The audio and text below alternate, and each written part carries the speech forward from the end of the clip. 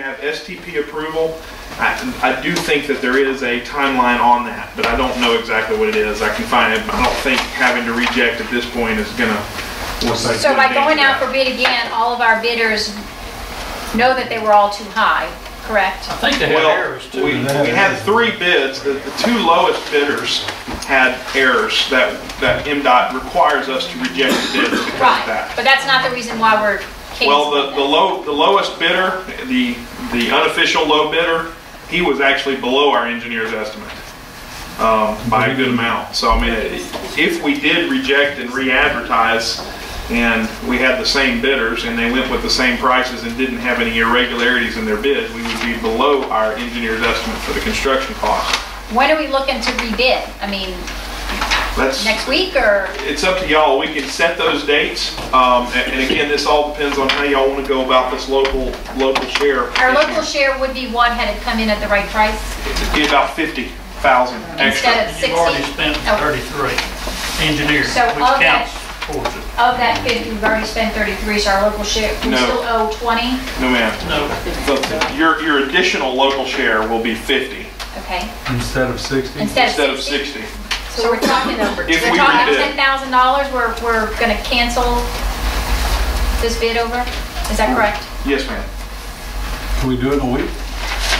No, you can't advertise and get a bid. We'll have to advertise according to what the bid So law that's the 30 says. days? It'll be another. We would take bids in about a month. If y'all decide to go forward on that kind of schedule, we could reject.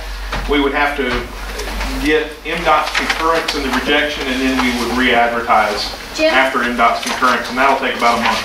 Jim, I'm sorry. Did I interrupt you, Mark? No, I'm sorry. Is this legal? I mean, is this something we can? You always, not only this one, but in every project that you guys ever bid, you reserve the right to reject all bids if the numbers come in and aren't satisfactory. I mean, yeah, you have the right to do that. It's not that something that one of these other 3 bidders would come back and say, well, we submitted acceptable bids. If every bid that had come in was proper and in proper form, they all might still be more money than you want to spend. And if that's the reason, you can reject them all. You know. I thought though the caveat to that was if the bids were higher than you want, you had to revise the scope before you re-advertise. And we may need to do that. Doing is just putting it back out on the street without scope revision. That is true, except that there were 2 bids lower than our engineer's estimate that were irregular because of minor mistakes. They didn't sign a form, and MDOT has no leeway for that. They will not allow us to accept that bid. I agree with that, but just rebidding to give those guys a chance to clean their bid up Doesn't seem fair. doesn't seem, well, I don't think it's legal. Yeah, it's legal. Okay, I'm not. You ahead of the curve on that than me. I wasn't that's aware kind of of what that. I was getting at. That it just seems. I mean, unless you not get in right. and really change the scope, but then you're looking at paying more money to have you change the scope, so then that may only be a few thousand. The documents would have to be changed. Well, I think that also what we need to look at is as we, research ways to help some drainage and different things, talk about borrowing some money and all that.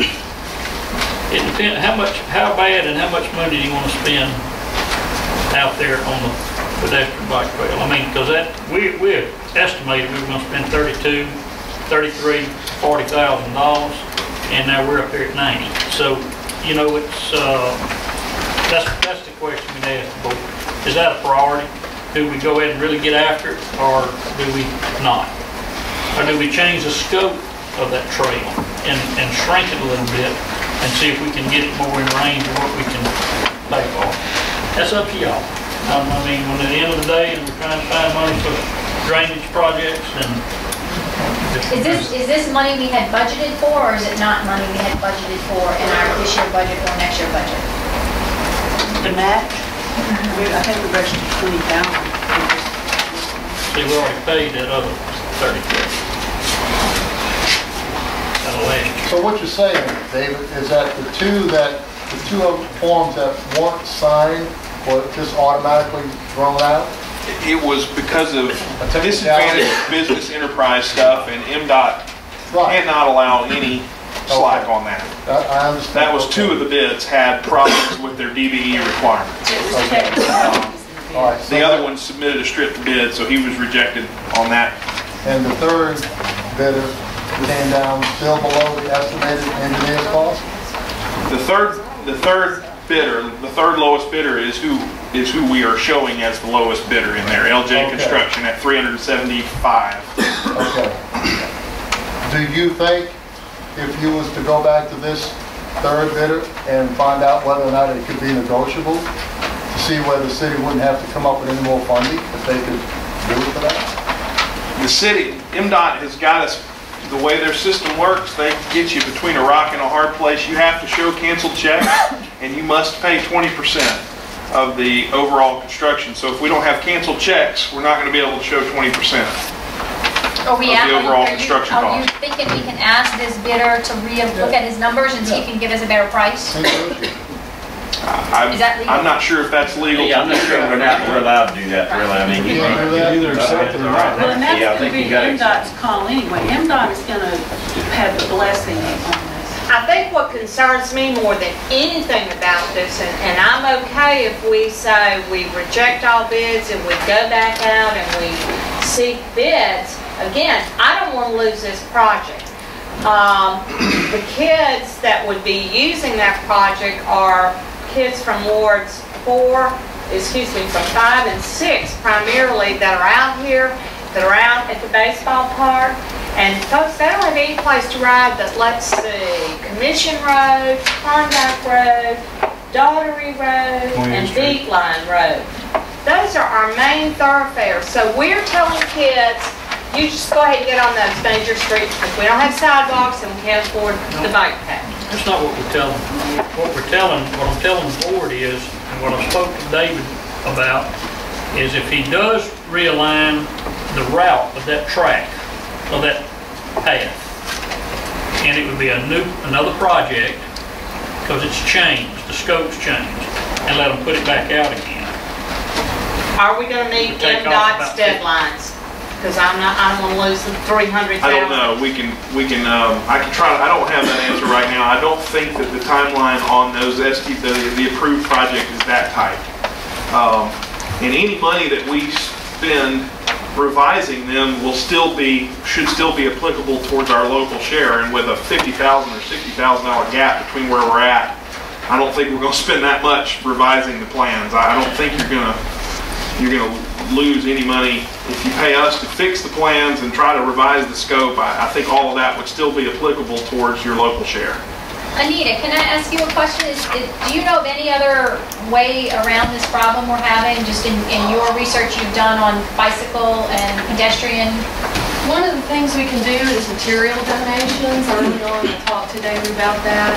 If we can get materials like limestone from Yelverton or asphalt from Warren, they will go to our match. But I do have some different numbers that you have batted around based on the bid.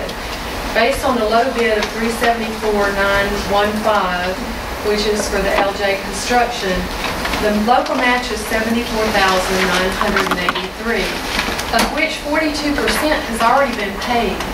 I thought it was 32 to Garner Russell.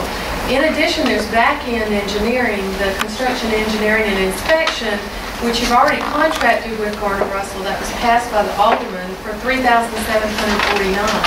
So the remaining money is only $35,749 only. I'm sorry.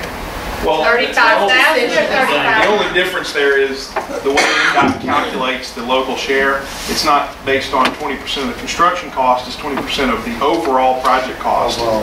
So our engineering, the construction, and the inspection and the testing all has to come into that 20%, and that's why there's a difference between yours and mine. So what is the possibility of these donations? I mean, would they add up to a significant amount of money? Do you have any? I don't know. I wanted to donate them early on, and when the thing was submitted, without, the opportunity to do that, I dropped them. I don't think it'll be significant portion. Maybe 15,000. Maybe.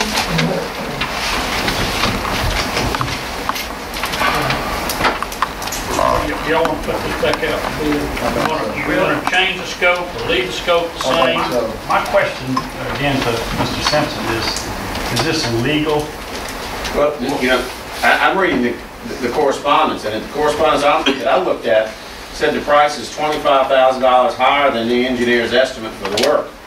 In light of the overage between the low bid and our estimate, we recommend that the city reject the bids and re-advertise.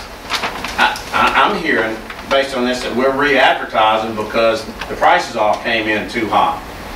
Yes, if they're all too high, we can reject them and go back out, make some changes in scope or some other circumstances that comply with the law at that time. I'm not trying to dodge it, but let me say this. My opinion is that it is legal for you to reject all these bids tonight. When we go back out, we got to make sure we do it right then. We can't just go back out and it's not proper or fair for you to just reject everything because just so you can give somebody another bite of the apple. I'm not sure that's illegal, but what that will do is people will quit bidding on your projects, and you'll get one or two people who get every bid because they know that they're going to get it. Do we have to change the scope to rebid? I'm not sure. I'll have to check that before we do it. I think you do. Y'all want to see about that? We can go ahead and reject the bids and authorize to re-advertise when we're prepared to re-advertise. And if there's something on the scope that needs to be changed, we'll just have to bring it back to y'all. David, do you think there may be an appeal on this if we do go beyond the date? Do we have to appeal it in order to see about getting the funding reinstated? I don't know how that I'm not sure how that appeal process works with approved funding through MDOT. Again, I don't think that working this process this way would jeopardize our money. I mean, it's a process that MDOT certainly allows for, that this kind of stuff can I happen. mean, this is not the first time anything like this has happened, I'm sure, with all the projects that MDOT sees. Are we going to look at reducing the scope? Is that our game plan? Yep. I would think. David, do you have any ideas of how the scope could be reduced and still provide an adequate trail? The mayor, how you define adequate, I don't know. I mean, I guess is it 1 month or is it 1 week? I don't know. As far as revising it, we could cut about probably 1,500 feet off of the trail.